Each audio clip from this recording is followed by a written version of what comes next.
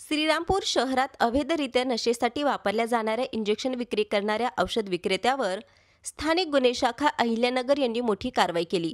या कारवाई दरम्यान एकूण 31,370 रुपयांचा मुद्देमाल जप्त करण्यात आला असून एक आरोपी पोलिसांच्या ताब्यात आहे। अहिल्यानगर जिल्ह्याचे पोलीस अधीक्षक सोमनाथ घारगे यांनी नशा विरोधी विशेष मोहीम राबवण्याचे आदेश दिल्यानंतर स्थानिक गुन्हे शाखेचे पोलीस निरीक्षक किरण कुमार कबाडी यांच्या मार्गदर्शनाखाली विशेष पथक तयार करण्यात आले। गुप्त बातमीदारामार्फत पथकाला माहिती मिळाली की खंडाळा गाव शिवारातील शिव मेडिकल येथे नशेसाठी वापरल्या जाणाऱ्या इंजेक्शनची बेकायदेशीर विक्री होत आहे। औषध निरीक्षक सोमनाथ मुळे यांना पथकात सामील करून डमी ग्राहकाच्या मदतीने सापळा रचण्यात आला। डमी ग्राहकाने शिव मेडिकलमधून नशेसाठी वापरलेले इंजेक्शन विकत घेताच पथकाने तत्काळ छापा टाकून आरोपी पंकज राजकुमार चव्हाण वय 21 वर्षे राहणार खंडाळा याला अटक केली।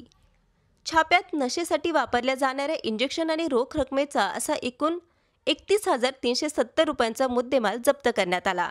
या प्रकरणी श्रीरामपूर शहर पोलीस ठाण्यात गुन्हा रजिस्टर क्रमांक 914/2025 प्रमाणे भारतीय न्याय संहिता 2023 चे कलम 123, 125 आणि 278 अंतर्गत गुन्हा दाखल करण्यात आला आहे।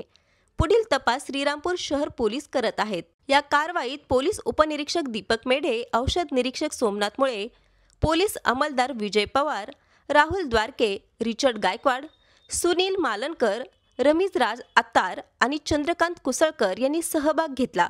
संपूर्ण कारवाई पोलीस अधीक्षक सोमनाथ घारगे यांच्या मार्गदर्शनाखाली पार पडली।